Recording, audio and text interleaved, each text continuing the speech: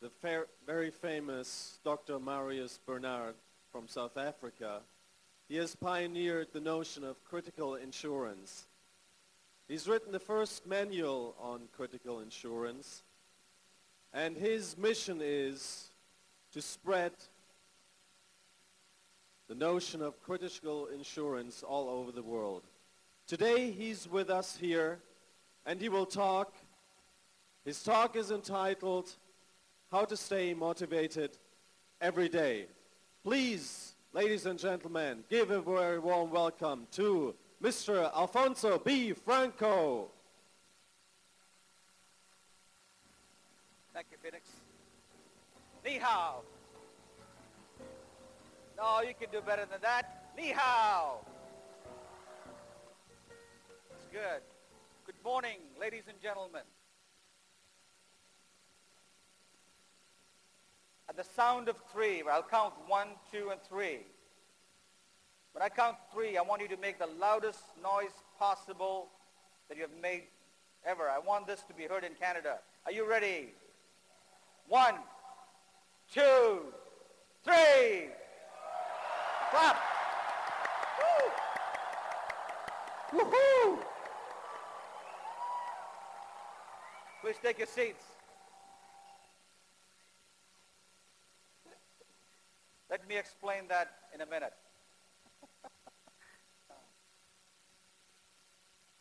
You see, ladies and gentlemen, I leave nothing to chance. This way I can go back to Canada, see my 7-year-old and 11-year-old and tell them that the nice people of Taipei and all the visitors that came there were so kind enough to the daddy, they all stood up and gave him a standing ovation.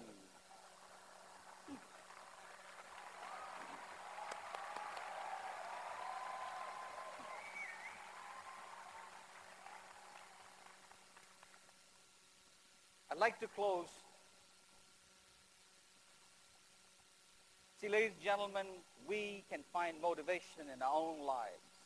Look around you, your colleagues, your family members, your managers, your co-workers, and everybody else has a story to tell. That is where we can draw inspiration from. That is where we can be motivated on a daily basis. Now, as I'm sharing these stories, one thing I have to make clear to you. I have found my purpose in life because I made the decision to attend an MDRT meeting. Phil Harriman probably doesn't remember this, but he had a hand, or he was totally involved, I should say, in putting together this New Orleans meeting in 1999. I went to that meeting, and I came back a changed man, a transformed man, a man of purpose. And that, Phil, drives me today. That one MDRT meeting changed my life.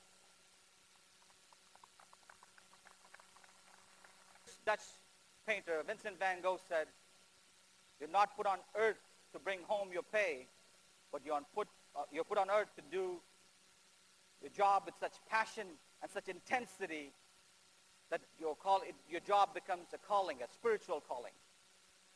See, each day people die. Each day people suffer from an illness. They really have no one to help them, ladies and gentlemen. By the time I finish speaking today, hundreds of people in all the countries you represent will have had a critical illness, some would have passed away, but very few people have insurance. Now that ought to be your purpose for making sure that they are insured and financially protected. The past U.S. president once said, "We can't do everything at once, but we can certainly do something at once."